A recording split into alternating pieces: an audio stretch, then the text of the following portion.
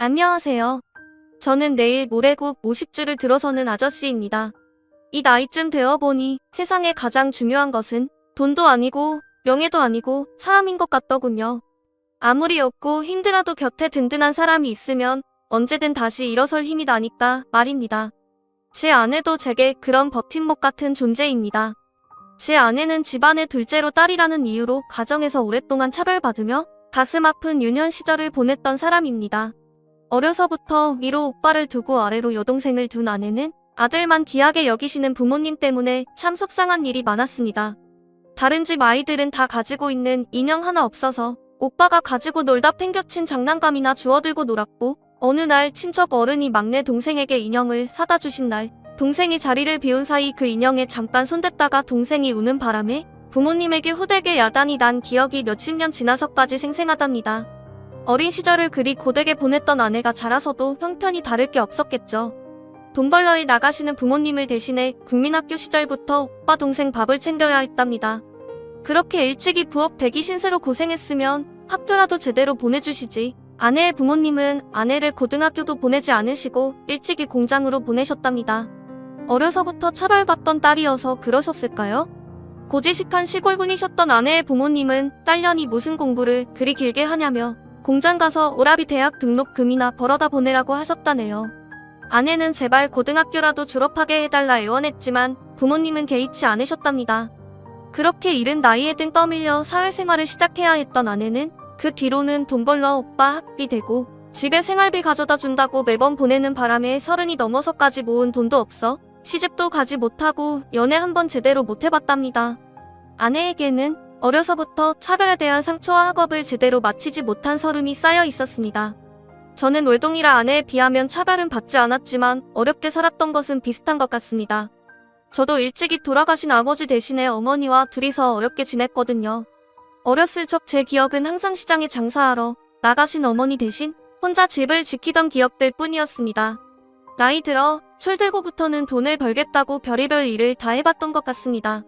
중학생 때부터 신문 배달, 우유 배달에 어려서부터 매일 돈 걱정이라 학업 성적이 좋았을 리 없죠. 그래도 어렵게 학교를 보내주신 어머니 덕분에 겨우 상고까지 나와서 그 뒤로는 계속 돈을 벌었습니다. 그래도 성인이 되어 제대로 돈을 벌기 시작한 뒤로는 한결 형편이 나아졌던 것 같습니다. 혼자 자식 기르느라 고생하셨을 어머니를 생각하면 항상 호강시켜드리고 싶은 마음뿐이었습니다. 열심히 노력하다 보면 그런 날이 올 거라 믿었던 적도 있네요. 그런데 세상은 그리 호락호락하지 않다군요. 제가 아무리 열심히 아등바등 살아도 저는 그저 고졸 공장 직원일 뿐이었습니다. 얼마 안 되는 월급으로는 매달 먹고 살아가는 것만으로도 힘들었습니다. 그러던 차에 평소 몸이 안 좋으시던 어머니가 병을 얻으시며 가세는 점점 더 기울기 시작했습니다.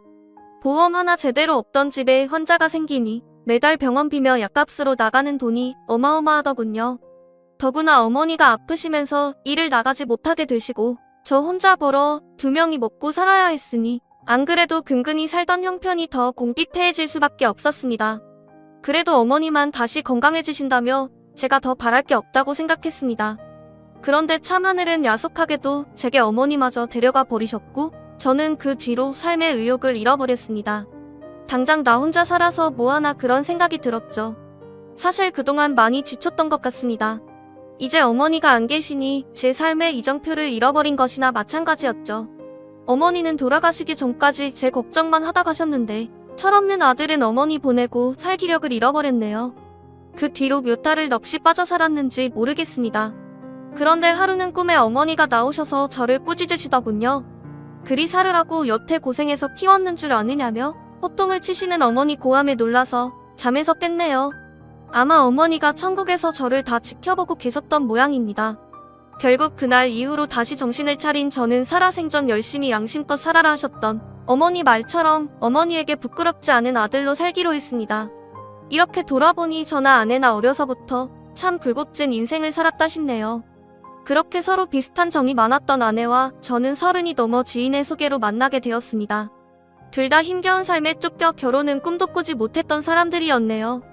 아내는 돈 벌어 집에 갖다 주느라 모은 돈이 없고 저는 어머니 병원비에 빚까지 져서 그 돈 갚느라 그때까지 통장에 큰 돈 한 번 찍혀본 적이 없었습니다. 그나마 남은 빚을 다 갚고 삶의 숨통이 트였다 싶었을 적에 아내를 만나게 되었습니다. 아내는 고생을 많이 했는지 잔 상처가 많은 손에 그 상처 가리려 곱게 펴바른 매니큐어가 기억이 납니다. 뭐 흉터투성이에 검게 바른 제 손에 비하며 비단결 같은 손이지만 그 손을 보니 이 여자도 나 못지않게 힘들었겠구나? 그 손을 잡아 위로해주고 싶다. 그런 생각이 들었던 것 같습니다. 둘 다 연애도 제대로 해본 적이 없어 첫 만남의 대화는 별로 없었지만 서로 뭔가 통한다는 생각을 했던 것 같습니다. 자연스럽게 다음번 만남을 약속했고 점점 마음이 편해지고 서로 속을 터놓기 시작했네요. 서로 살아온 인생 얘기를 하다 보니 이 사람도 참 고생 많았겠구나. 저희는 서로 연민을 느꼈습니다. 서로 닮은 점도 많고 애잔한 마음이 있어 그런지 이 사람 곁을 떠나면 안 되겠다 하는 생각이 들었습니다. 이 여자가 내 평생의 동반자이구나 하는 생각이 들더군요. 오래 연애한 사이도 아닌데 저희는 금세 결혼을 결심했고 그렇게 살림을 차리게 되었습니다. 결혼을 허락받으러 아내의 집에 갔다가 일이 있었습니다. 이미 오빠나 동생은 진작 결혼했고 오빠는 당연하고 동생도 결혼할 때 작게라도 뭘 받아갔는데 뒤늦게 결혼하겠다고 인사 온 저희 앞에서 장모님이 딱 찰나 말을 하시더군요. 30 넘어서 결혼을 글렀다 했더니 그래도 내가 혼자 늙어 죽을 팔자는 아닌가 보다. 그래 뭐 너도 나이 다 찼으니 결혼도 해야지. 우리 형편에 뭐 못해주는 거 할 테니 나 알아서 해라. 엄마 나 시집갈 때 주겠다고 돈 모아둔 걸 어쩌고. 나 여태 집에 돈 보태느라 모아둔 돈 하나도 없어. 그 돈도 안 주겠다는 거야? 그게 언제적 길인데 이제 와서 찾아? 나는 내가 30까지도 시집 못 가길래 글렀나 했지. 근데 이제 와서 그 돈을 찾으면 어쩌자는 거야? 그 돈 또 오빠 해줬어? 그럼 내가 여태 집에 보낸 돈은? 여태 내가 집에 갖다 준 돈 다 하면 나 집 하나 사고도 남아. 어려서는 부엌 대기에 자라서는 공순이로 여태 집안 위한다고 내 젊음 다 바쳐서 돈 벌어도 못했더니 이제 와서 나는 다 늙어 결혼하니깐 아무것도 못해준다고? 엄마 진짜 내 엄마 맞아? 나 이 집 자식 맞아? 어떻게 나한테만 그러냐고. 나는 여태 집에서 뭐였어? 내가 이 집 식구는 맞아? 아니 얘가 무슨 행패야? 해주고 싶어도 집에 형편이 안 되는데 어쩌라는 거니? 그럼 뭐 너 시집 간다고 집에 빚이라도 내서 챙겨보내라는 말이야? 엄마 아무리 해줄 형편이 안 돼도 시집가는 딸한테 수저라도 해줘야지. 미애한테 뭐 챙겨줬는지 내가 모를 것 같아? 할머니가 나중에 나 올려주라고 남기고 가신 금가락지도 이해준 거 내가 모를 줄 알았어? 그래도 이해했어. 이해는 결혼하니깐. 시집가니깐. 그럼 내가 결혼할 때도 뭐 하나는 해주시겠구나? 엄마 이건 돈이 문제가 아니야. 그냥 내가 이 집 식구가 아닌 거야. 얘 봐라. 여태 먹여주고 길러놨더니 이제 와서 지 엄마 탓하고 있네. 다 이러고 사는 거지. 왜 혼자 맨날 불평불만이야. 이거 사? 불평불만이라고? 내가 30년 참다가 겨우 섭섭한 거 말한 거 가지고? 이제야 내가 정신이 드네. 그래 나는 이 집 식구 아닌 거야. 우리 이제라도 인연 끊어요. 나도 부모 없는 셈 칠 테니까. 엄마도 잘난 장손이랑 금가락지 쥐어보낸 귀한 딸이랑 잘 살아. 앞으로 나 찾지도 마. 결국 결혼 허락받으러 간 그 자리에서 아내는 척하절연을 했습니다. 허탈한 심정으로 돌아 나오는 아내의 얼굴이 금방이라도 울음이 터질 듯해 저는 아무 말을 해줄 수 없었습니다. 그저 울음을 참겠다 꽉 우겨진 그 주먹만 감싸줄 뿐이었습니다. 결국 저희는 양가 부모님도 부를 수 없는 형편이 되어 결혼식을 하지 않기로 결심했습니다. 사진관 가서 결혼 사진 한 장 찍고 결혼식을 대신했습니다. 그렇게 시작한 신혼이었지만 저희는 행복했습니다. 신혼집이라고 제가 무리해서 얻은 주공 아파트에 함께 벌어 채워 넣은 혼수까지 그래봤자 전세였지만 우리 둘을 번듯하니 놓을 자리 있다는 사실이 위안이 되었습니다. 이제는 우리 두 식구 아이도 낳고 열심히 길러 행복한 가족을 꾸리겠다 싶었네요. 둘 다 노총각 노처녀라 임신을 서두를 수밖에 없었습니다. 그런데 이상하게도 임신이 잘 안 되더라고요. 몇 달이 가도 아무 소식이 없어 병원을 찾았더니 믿을 수 없는 소식을 듣게 되었습니다. 안타깝지만 불임이십니다. 지금 임신이 문제가 아니라 아내분 자궁에 큰 혹이 여러 개 있어요. 이 정도면 그동안 많이 아프셨을 텐데 아프지 않으셨어요? 제가 아는 수술이야 간단하지만 아마 앞으로도 임신은 어려우실 겁니다. 어려서부터 내색할 줄 몰라 평소에도 아픈 것을 잘 참던 아내는 제 몸이 어떤 줄도 몰랐나 봅니다. 결국 아내는 수술을 받고 몸은 회복했지만 그 뒤로 아이는 가질 수 없었습니다. 여보, 우리 이제 아이 못 가진데 어떻게 나 같은 여자 만나서? 당신은 무슨 죄야? 나는 뭘 잘못해서 아예도 못 품는 몸이 되었을까? 당신 왜 그런 말을 해? 무슨 차라니? 아이가 뭐가 중요해? 우리가 행복하면 그만이야. 우리 둘이서도 잘 살 수 있어. 당신만 있으면 열 쌍둥이도 안 부러우니까? 제발 내 앞에서 그런 말 하지마. 제 위로도 소용이 없는지 몇 날 며칠을 방에 틀어박혀 울고 있는 아내의 모습을 보니 제 마음도 문드러졌습니다. 그토록 아이를 좋아하던 아내가 임신할 수 없다는 것을 알게 되고 아내가 얼마나 상심이 클지 차마 상상할 수 없었습니다. 아무래도 아내의 상태가 너무 좋지 않아 당분간 일을 쉬게 하고 집에 있게 했습니다. 저는 일을 나가야 해서 아픈 아내 혼자 집에 두기 마음이 편치 않았습니다. 아내는 돌봐줄 친정도 없고 시댁도 없는 사람이라 어쩔 수 없었죠. 그런데 감사하게도 그때 아내에 가까운 제인이 아내를 돌봐주겠다고 나섰습니다. 안 그래도 혼자 두고 나가기 걱정이었는데 지금 마음이 많이 상해 있을 겁니다. 곁에서 잘 좀 부탁드려요. 아유, 그럼 나도 걱정돼서 와봤는데 경혜 상태가 많이 안 좋네. 경혜는 내가 밥도 잘 챙겨 먹이고 잘 보살필 테니 병호 씨는 걱정하지 말고 일 다녀와요. 아내와 공장 시절부터 알고 지냈다는 가까운 지인인 은실 씨는 아내에게는 친언니 같은 둘도 없는 사이였습니다. 저희 결혼을 곁에서 도와줬던 것도 은실 씨였고 평소에도 아내가 많이 믿고 의지하던 지인이었습니다. 다행히 아내의 사정을 잘 알던 은실 씨가 저희 부부 얘기를 듣고 제가 출근한 사이 아내를 돌봐주기로 했습니다. 곁에서 돌봐주는 사람이 있어 그랬는지 다행히 아내는 머지않아 자리에서 일어났습니다. 그 뒤로 저희는 한 번도 아이 얘기를 꺼내지 않았지만 동네 아이들을 볼 때마다 뒷등 가득 담아두고 뭔가를 생각하는 듯한 아내의 모습을 보면 아내의 속을 짐작해 볼 수 있었습니다. 저는 그래도 상관없었습니다. 사랑하는 아내만 건강하게 곁에 있어준다면 행복할 자신이 있었어요. 그러다 제가 직장에서 해고를 당하는 일이 벌어지게 되었습니다. 회사의 구조조정으로 공장 직원 수십 명이 내쫓기게 되었죠. 생존권을 보장해달라 직원들이 모여 시위도 하고 항의도 해봤지만 IMF 이후로 바뀐 사회 분위기 속에 저희 같은 사람들이 설 자리는 없었습니다. 당장 회사에서 잘리고 뭘 해서 먹고 살아야 하나 암담한 지경이었습니다.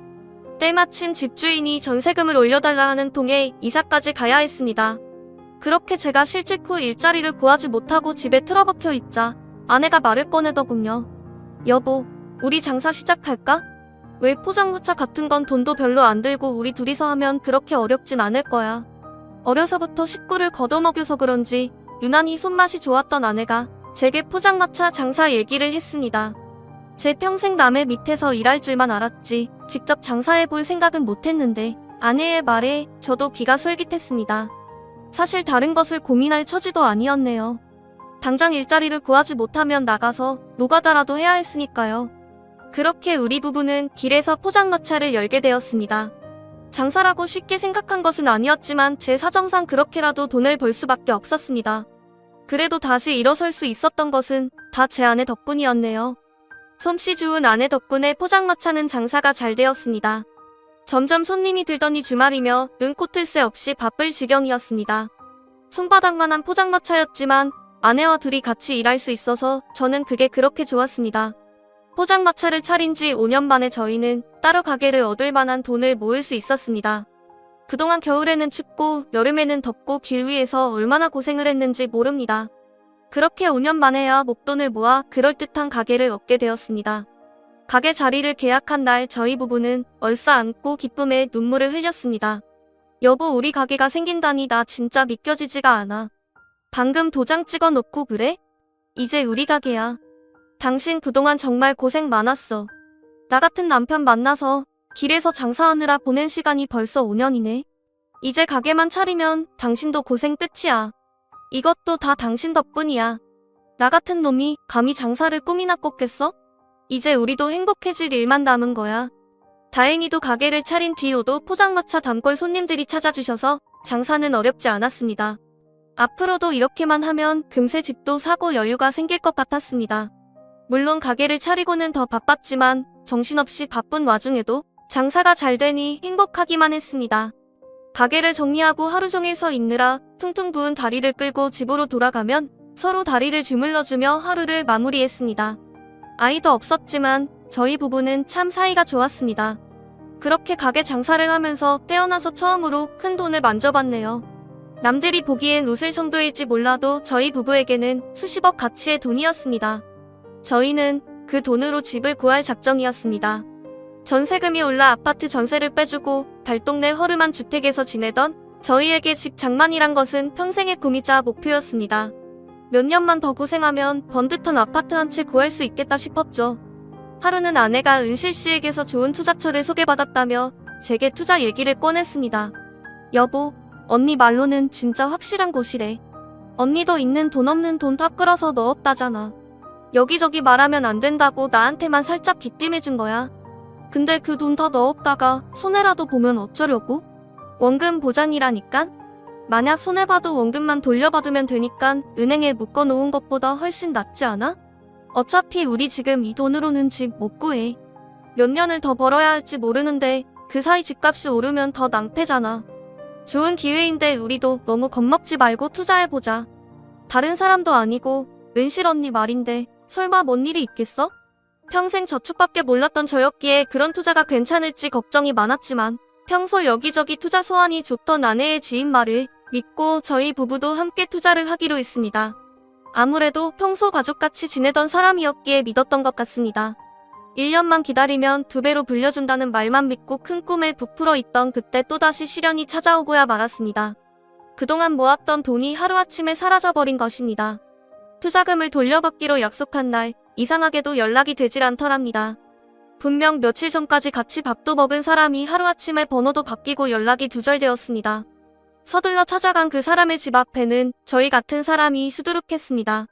저희에게만 살짝 알려주는 거라더니 진작에 제대로 속이려 작정을 했던 건지 그 사람한테 투자금 맡긴 사람이 많더라고요. 다들 연락이 끊겨 찾아왔다고 그 사람을 수소문하고 있었습니다. 이미 전 재산을 잃은 저희가 할 수 있는 일은 없었습니다. 피해자들이 모여 경찰서로 찾아가 그 사람을 고소했지만 이렇게 잠적해서 영역 못 찾으면 어디 구제받을 길이 없다더군요. 그 뒤로 저와 아내는 가게도 접어두고 그 여자를 찾겠다고 전국을 돌아다녔습니다. 비슷한 사람을 봤다는 소식만 들으면 몇 시간이 걸려도 찾아갔죠. 그렇게 몇 달이나 그 여자를 수소문했지만 도저히 찾아낼 수가 없었습니다. 누군가는 이미 해외로 도피한 것 아니냐는 말까지 하더군요. 출입국 기록은 없지만 중국 쪽으로 배를 띄웠을 수도 있다고요. 보통 이런 계획 범죄는 잡히는 경우가 더 드물다며 슬슬 하나 둘씩 포기하는 눈치였습니다. 그러나 그 중에서도 가장 피해 금액이 컸던 우리 부부는 도저히 포기할 수 없었습니다. 몇 년의 노력이 거기 들어 있었는데 이제 좀 팔 잡히나 했더니 어떻게 이런 일이 벌어집니까? 저희는 거의 정신줄을 놓을 지경에 이르렀습니다. 그런데도 아내는 포기를 못하겠는지 계속 그 여자를 찾아다니려 했습니다. 당신도 이제 그만 포기해. 말 못 들었어. 이미 국내 없을지도 모른다잖아. 그 많은 돈을 들고 날랐는데 여태 여기 있겠어? 그동안 많이 찾아봤잖아. 아니야. 어디 숨어 있을 거야. 내가 꼭 찾아낼 거야. 그래서 돈 받아야지. 우리가 그걸 어떻게 모은 돈인데. 나는 이대로 포기 못해. 그래도 가족들이랑은 연락하겠지. 그 언니 사촌한테 한번 가보려고. 여보, 이미 작정한 여자야. 친척한테 얘기를 했겠어? 설령 친척이 그 여자 행방을 알고 있다고 한들 그걸 당신한테 말해주겠어? 결국 도와줄 사람은 아무도 없어. 우리도 이쯤에서 그만하자. 가게도 다시 열어야지. 잃은 돈은 다시 벌면 되잖아. 여보, 그동안 그 고생을 하고 그걸 다시 하자고? 나 이제 못하겠어. 너무너무 힘들어. 왜 이렇게 내 인생에 되는 일이 없는 거야? 돈 잃은 것도 다 내 탓이야. 그때 당신 말을 들었어야 했는데. 제가 말리는데도 아내는 고집을 꺾지 않았습니다. 아무래도 가족보다 믿었던 사람에 대한 배신감을 견딜 수 없었던 모양입니다. 그렇게 제 손을 뿌리치고 아내는 길을 나섰고 금방 다녀온다던 아내는 저녁 시간이 지나도록 전화도 받지 않고 소식이 없었습니다. 길가에 서서 몇 시간째 아내를 기다리는 제게 갑자기 모르는 번호로 전화가 왔습니다. 여보세요? 박경애 씨 남편분 되시나요? 예? 아, 네. 제가 박경애 남편인데요. 왜 그러시죠? 우리 집사람 거기 있습니까? 여기 병원인데요. 지금 박경애 씨가 의식 없는 채로 실려오셨거든요. 보호자분이 빨리 오셔야겠어요. 아내가 의식 없이 병원으로 이송되었다니 이게 무슨 말인가 싶었습니다. 놀란 마음에 서 있던 그대로 병원으로 찾아갔더니 아내가 뇌출혈로 쓰러졌다는 말을 들었습니다. 환자분이 뇌출혈로 쓰러지셨어요. 다행히 지나가시던 분이 신고해 주셔서 저희 병원으로 와서 급하게 손 쓸 수 있었는데 지금 환자 상태가 상당히 좋지 않습니다. 최근에 가로나 스트레스를 많이 받으셨나요? 크고 작은 출혈이 곳곳에 있었어요. 그동안 걸어 다니신 게 신기할 정도네요. 그래서 지금 전신에 마비가 심하게 온 상태입니다. 척추 신경 쪽에 문제가 있는지 검사를 더 해봐야 알겠지만 아무래도 몸을 편하게 쓰시지 못할 것 같습니다. 아내가 사지마비라니 무슨 이런 청천벽력이 있나 싶었습니다. 돈이야 벌면 그만이지만 한번 잃은 건강은 되찾기 힘든데 말입니다. 순간 젊었을 적 병을 나르신 저희 어머니 생각이 나더군요. 그때나 지금이나 왜 내게 이런 시련이 닥치는지 정말 세상이 나를 벼랑 끝으로 내보는 기분이 들었습니다. 게다가 아내의 증상이 스트레스 때문이라니 모든 것이 다 원망스러웠습니다. 며칠이나 검사와 치료를 받고서 겨우 퇴원한 아내는 한쪽 몸이 완전히 굳어 제대로 걷지도 못했습니다. 결국 저는 닫아두었던 가게를 정리하고 집에서 아내를 돌보기로 했습니다. 여보, 나 평생 이렇게 살아야 한대? 아니요, 여보. 재활 열심히 받고 건강해지면 다시 예전처럼 걸을 수 있을 거야. 말 하나 못 들었는데 걸어서 나간 환자도 있다잖아. 우리도 포기하지 말고 열심히 해보자. 여보, 근데 우리 이제 한 푼도 없잖아. 당신도 나 때문에 일도 못 가고 무슨 돈으로 치료를 해. 우리가 이렇게 얼마나 버티겠어. 돈은 내가 어떻게든 할 테니까 당신은 건강만 신경 써. 당신이 다시 건강해져야 나도 살지. 그러니까 나 위해서라도 열심히 치료받자. 알았지? 사실 저도 말은 힘내자며 아내를 응원했지만 악재의 악재가 거듭하니 더 이상 용기를 갖기 어려웠습니다. 사실 멀쩡한 저도 속이 이런데 제 아내는 더 했겠죠. 아내는 매일이 고통스러운지 어느 순간부터는 잠도 잘 자지 못하는 듯 했습니다. 그렇다고 답답한 몸이 일으켜 어딜 다닐 수도 없으니 얼마나 힘들었을까요? 병원에 재활을 다니면서도 아내는 금세 나아지지 못했습니다. 그래도 직전보다는 조금 나아져 뻣뻣이 굳어있던 몸이 이제는 천천히 걸을 정도는 되었지만 헝가름 떼는 것이 얼마나 고통스러운지 그 꼴이 참 보고 있기 힘들 정도였습니다. 그래도 저는 아내가 용기를 내서 다시 일어서주기를 바랬습니다. 그래도 몇 달이 지나자 아내가 혼자 화장실 갈 수 있을 정도가 되었습니다. 그제서야 저는 다시 나가서 돈을 벌 수 있었습니다. 이미 가게 빼고 남은 돈도 거의 다 떨어져서 제가 더는 집에 있을 수 없었거든요.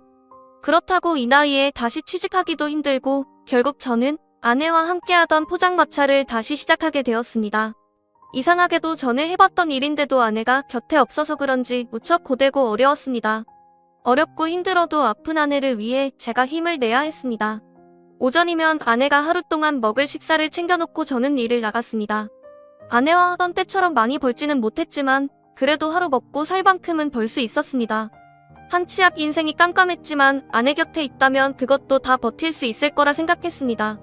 그러던 어느 날 지친 몸을 이끌고 집으로 들어온 순간 이상하게 집안의 불이 모두 꺼져 있고 조용했습니다. 안방, 화장실, 부엌, 창고 어딜 찾아봐도 아내의 흔적은 보이지 않았습니다. 그제야 식탁 위에 놓인 아내의 편지가 눈에 들어오더군요. 여보, 나야. 몸이 불편하니 글 쓰는 것도 힘이 드네. 이 편지를 적으려고 며칠이나 걸렸는지 모르겠어. 떠나기 전에 당신한테 꼭 말해주고 싶었어. 나나 당신이나 평탄한 인생은 아니었지만 그래도 당신 만나고 내 삶의 희망이라는 게 보였어. 내 인생은 꼭 깜깜한 터널 같았는데 언젠가 당신이 작은 촛불을 켜들고 내 옆에 다가와 주었네. 미약한 그 불빛 보며 당신과 의지하며 살아가면 언젠가는 이 터널도 지낼 수 있겠다 생각했는데 역시 박한내 팔자의 행복은 찾아오지 못하나 봐. 아무래도 나 때문에 당신 인생까지 이렇게 된 것 같아. 미안해 여보. 결국 내가 당신 짐이 되어버렸네. 그동안 고생한 것도 지금 이러고 지내는 것도 모두 내 탓이야. 당신은 한 번도 내 탓한 적이 없는데 나는 내 탓을 안 할 수가 없어. 당신은 다시 힘내서 걸어보자 말했지만 나는 이제 너무 많이 지쳤어. 더 이상 걸을 힘이 없어 여보. 그동안 이렇게 모자란 나를 아껴주고 사랑해주어서 고마워요. 우리 다음 생에는 꼭 행복하고 넉넉한 가정에서 태어나서 부족한 것 없는 삶으로 다시 만납시다. 그때는 우리 인생도 남들처럼 행복하기를. 아내가 남긴 편지를 읽은 저는 그 길로 아내를 찾아 나섰습니다. 몸도 불편해 잘 걷지도 못하는 사람이 대체 어딜 갔는지 마치 유언처럼 들리는 그 편지의 내용들에 눈물이 앞을 가렸습니다. 동네를 한참이나 돌아다니고도 아내를 찾지 못해 저는 결국 경찰서로 찾아갔습니다. 아내를 찾아달라 횡설수설하는 제 말에 경찰들은 우선 집에 가서 기다리라는 말밖에 없었습니다. 그렇다고 제가 팔자 좋게 기다리고 있을 수 없었습니다. 저는 밤새 아내가 갈 만한 곳들을 다 찾아다녔습니다. 대체 그 몸으로 어딜 간 건지 아내는 어디에도 보이지 않았습니다. 혹시나 싶어 결혼 후 처음으로 처갓댁까지 찾아갔습니다. 이사를 갔다는 처갓댁 집을 물어보러 찾아갔는데 안타깝게도 아내는 그곳에도 없었습니다. 장모님 혹시 그 사람 여기 안 찾았습니까? 아무래도 갈 곳이 아무데도 없는 사람이 몸도 불편한데 어딜 간다고 나갔는지 모르겠습니다. 그래도 갈 만한 곳이라고는 여기밖에 없어서요. 걔를 왜 여기서 찾아? 그 길로 연 끊고 지들끼리 잘 먹고 잘 살겠다고 떠난 딸년이 설마 여길 왔겠다고? 그러게 그녀는 나일 때부터 재수가 없었어. 결국 지 남편 팔자까지 꼬아놨구만.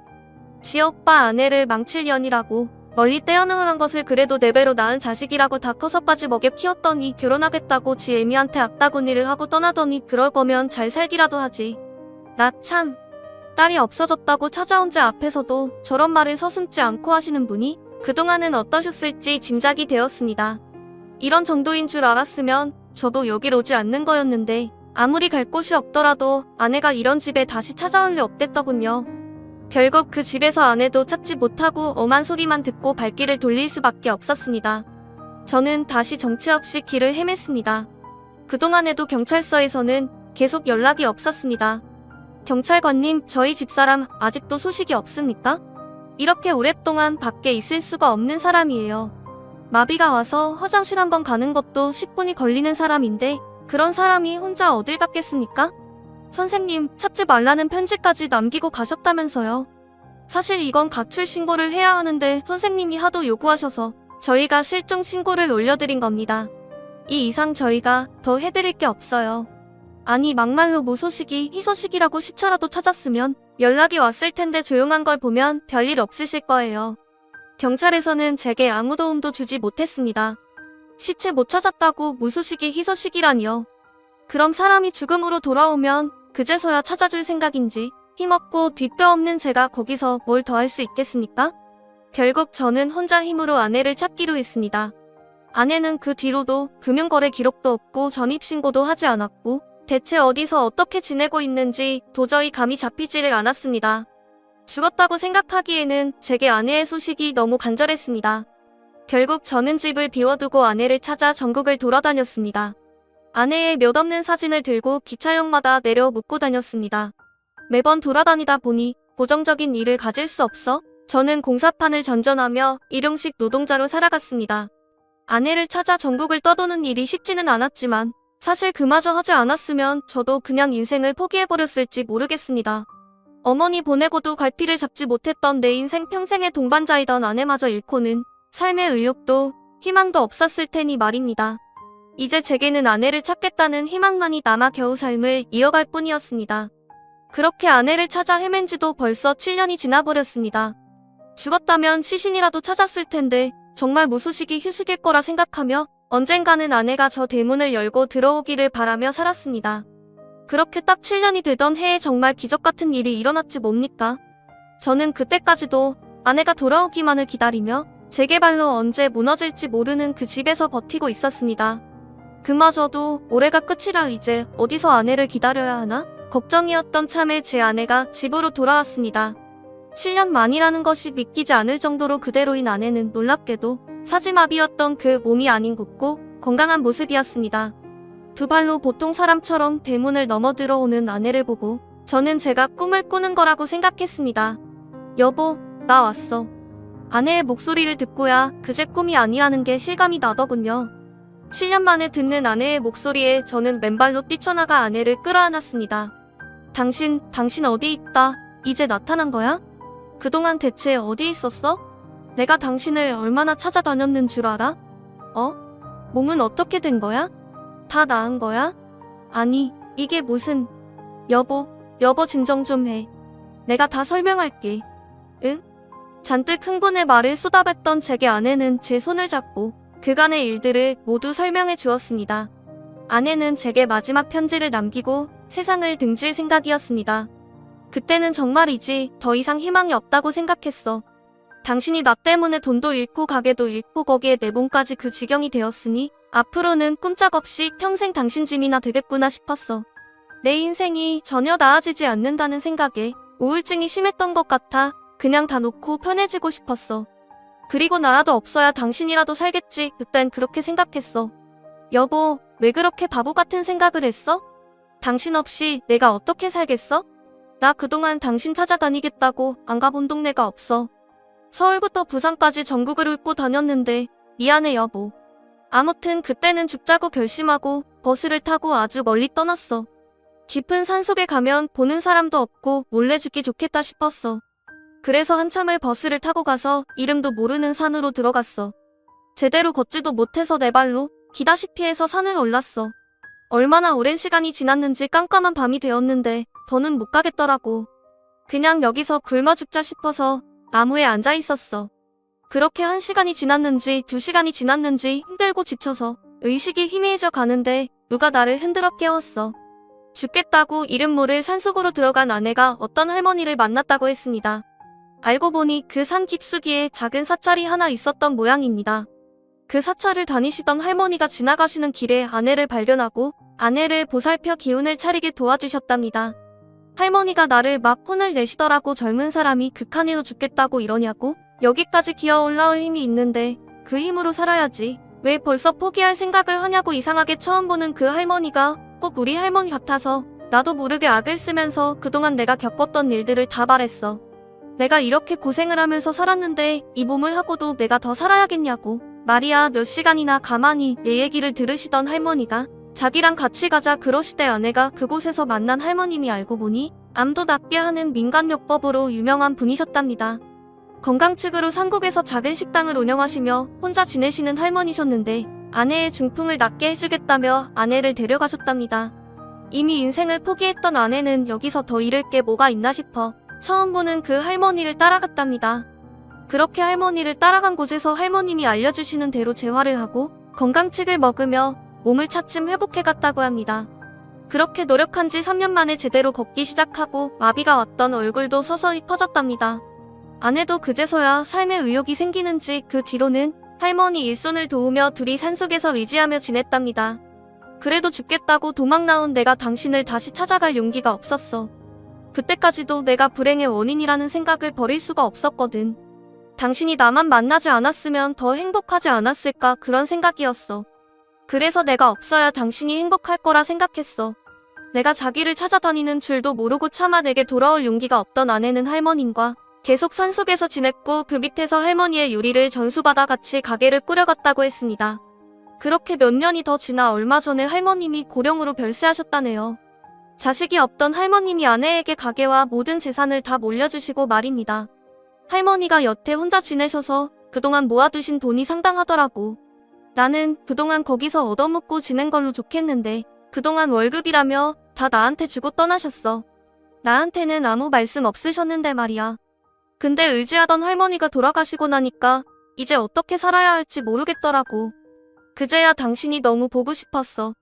내 욕심이지만 당신이랑 보냈던 시간들이 내 인생의 가장 행복한 순간들이었거든.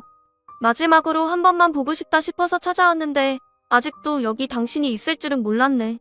그러게 왜 바보같이 나를 두고 떠났어. 그동안 당신 찾느라 얼마나 힘들었는지 알아? 나는 당신이 반신불구되어도 곁에만 있어준다면 괜찮아. 그 사이 내가 재혼이라도 하면 어쩌려고 그랬어. 나는 차라리 당신이 나를 다 잊고 새 삶을 시작하기를 바랬어. 아니 사실 그러면서도 정말 그러면 어쩌나 무서웠던 것 같아. 그래서 당신 소식을 잊고 찾아볼 생각도 안 하고 살았나 봐. 산속에 있으면 다른 생각이 안 들어. 그냥 할머니 도와서 가게 꾸리면서 그렇게 하루하루 살았어. 할머니가 나한테 정말 많은 걸 가르쳐 주셨어.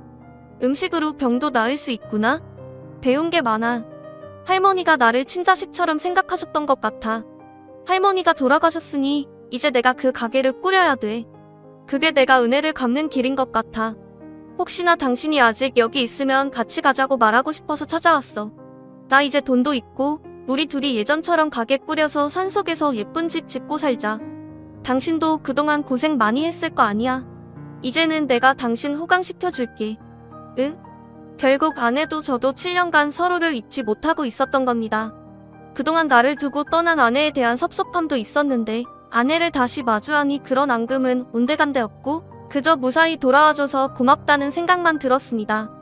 결국 저는 돌아온 아내를 따라 아내와 다시 행복한 삶을 시작했습니다. 그렇게 아내를 따라간 저는 공기 좋은 산에서 아내와 함께 가게를 운영하며 그 옆에 멋진 집도 짓고 둘이서 즐거운 삶을 지냈습니다.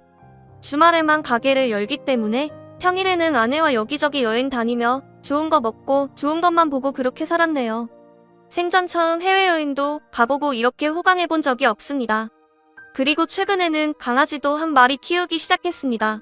아이처럼 여겨지는지 하루 종일 강아지만 쳐다보고 있는 아내를 보면 질투까지 나네요. 저희 부부에게는 이제는 돈 걱정도 건강 걱정도 없습니다. 아마 이런 행복을 주시려고 그동안 그 많은 시련들을 겪었나 싶더군요. 사람 만나 상처받았던 아내가 다시 사람으로 치유받아 정말 다행이라고 생각합니다. 저희 두 사람도 앞으로 평생을 서로 아끼며 남은 인생 행복만 가득하기를 바랍니다. 감사합니다.